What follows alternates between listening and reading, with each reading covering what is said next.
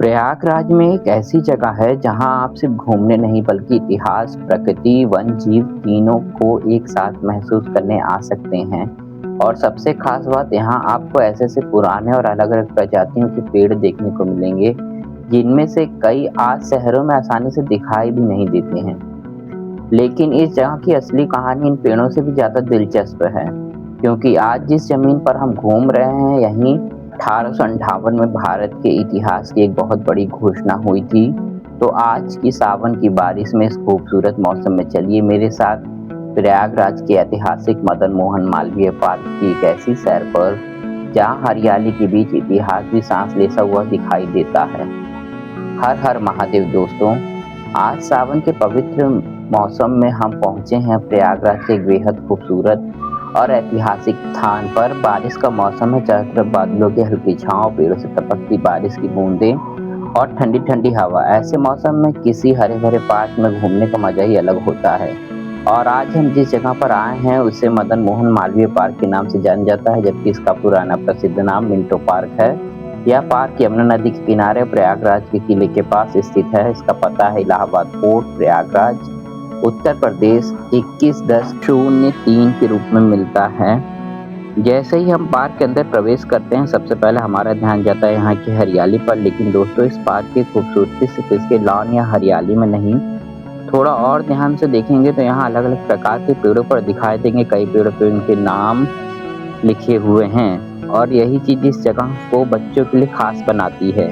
आज जब शहर में बच्चों का प्रकृति और पेड़ों से संपर्क लगातार कम होता जा रहा है, तो ऐसी जगह पर आकर बच्चा सिर्फ घूमता नहीं है बल्कि वह सीखता भी है कि आसपास मौजूद पेड़ों की दुनिया कितनी विविध और अद्भुत है।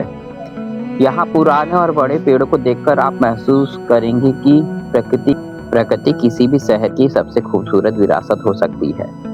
लेकिन अभी कहानी खत्म नहीं हुई है, क्योंकि जैसे जैसे हम पार्क के अंदर आगे बढ़ते हैं, यहाँ कुछ और ऐसी चीजें दिखाई देती है जो बच्चों का ध्यान तुरंत अपनी तरफ खींच लेती है। और वो है वन्य जीवन से जुड़े अलग अलग स्कल्पचर्स, यानी पशु पक्षियों की प्रतिमाएं। उनका उद्देश्य केवल पार्क को सुंदर बनाना नहीं है, बल्कि बच्चों में वन्य जीव और प्रकृति के प्रति रुचि और संरक्षण की भावना पैदा करना है।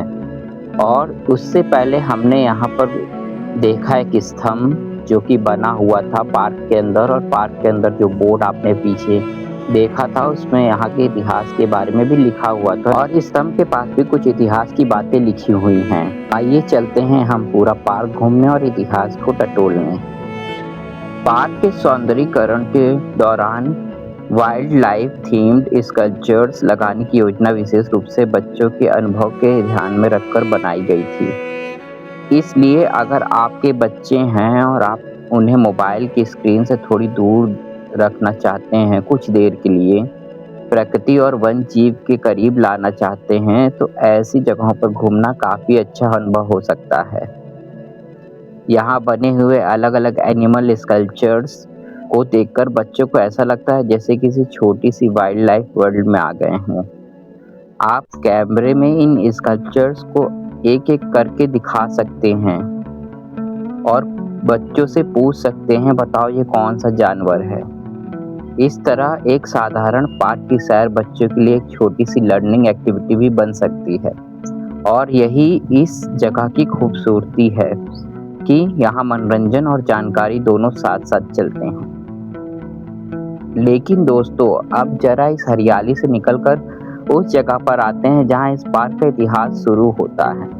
सोचिए, आज जहाँ हम परिवार के साथ घूम रहे हैं, उसी स्थान पर 1 नवंबर 1858 में अर्ल कैनिंग ने क्वीन विक्टोरिया की प्रोक्लेमेशन पढ़ी थी। इस घोषणा के साथ भारत शासन ईस्ट इंडिया कंपनी से हटकर सीधे ब्रिटिश क्राउन के अधीन चला गया। यानी यह जगह सिर्फ एक पार्क नहीं, भारत के इतिहास का एक महत्वपूर्ण साक्षी है। साधारण शब्दों में अब ब्रिटिश की महारानी यहाँ की साम्राज्ञी घोषित हो चुकी थी। इतिहास की बात के साथ साथ बच्चों ने यहाँ पर झूला झूला और हमने यहाँ पर कुछ खाने पीने का आइटम खरीदा। यहाँ के खाने पीने की क्वालिटी वाकई बहुत अच्छी थी और आपको आपके मन के मुताबिक मेन्यू में जो आपको पसंद हो वो आप खा सकते हैं। तो चलिए और ऐतिहासिक बातें करते हैं। बाद में इस ऐतिहासिक घटना की स्मृति में 1908 में एक मार्बल प्रोक्लेमेशन पिलर स्थापित किया गया। शुरुआत में इस पिलर के ऊपर क्वीन विक्टोरिया और एडवर्ड सेवन के बस्ट लगाए गए थे। फिर 1910 में इस जगह का नाम मिंटो पार्क रखा गया। आज का मदन मोहन मालवीय पार्क आजादी के बाद इस जगह का स्वरूप और पहचान ही बदल गई। पुराने कॉलोनियल बस्ट्स को हटाकर पिलर के ऊपर अशोकन लायन कैपिटल लगाया गया। ये वही पिलर की बात हो रही है जो हमने सबसे पहले आपको दिखाया था, जो मार्बल का था और सफेद कलर का स्तंभ था। मदन मोहन मालवीय पार्क यानी एक ही स्थान पर आपको इतिहास के दो अलग अलग दौर दिखाई देते हैं। एक तरफ औपनिवेशिक भारत की कहानी और दूसरी तरफ स्वतंत्र भारत की अपनी पहचान। यही कारण है कि इस पार्क में घूमना केवल मनोरंजन नहीं बल्कि इतिहास को करीब से महसूस करने जैसा भी है। और आज तो सावन का महीना है, इसलिए बारिश ने इस पूरे पार्क का नज़ारा ही बदल दिया। पेड़ों पर पत्तियों पर टिकी बारिश की बूंदें, गीली मिट्टी की खुशबू, ठंडी हवा और आसपास बहती यमुना। सच कहूँ तो ऐसे मौसम में प्रयागराज की खूबसूरती को महसूस करने का अपना ही आनंद है। यहाँ कुछ देर बैठकर से पेड़ों को देखिए, बारिश की आवाज़ सुनिए और महसूस कीजिए शहर की भागदौड़ से थोड़ी दूरी बनाना कितना सुकून देता है। हमारी आज की यात्रा में बड़े के लिए 10 रुपए का टिकट लगा और बच्चों के लिए प्रवेश निःशुल्क रहा। हालांकि टिकट व्यवस्था बदल सकती है, इसलिए जाने से पहले वर्तमान शुल्क की जानकारी जरूर लें। दोस्तों, हरियाली के साथ इस पार्क की ऐतिहासिक महत्वपूर्ण घटना के बारे में हमने जाना। अगर आप भी प्रयागराज में तो अपने बच्चों के साथ यहाँ आ सकते हैं, उन्हें जरूर कुछ नया सीखने को मिलेगा। और अगर आपको वीडियो पसंद आई तो हमारी वीडियो को लाइक कीजिए, कमेंट में बताइए आपको इस पार्क की सबसे अच्छी चीज़ क्या लगी, पेड़ पौधे के इतिहास या बारिश की खूबसूरत नज़ारा। और ऐसे ही प्रयागराज की खूबसूरत धार्मिक ऐतिहासिक अनदेखे स्थानों को हमारे साथ देखने के लिए बने रहिए। Thanks for watching.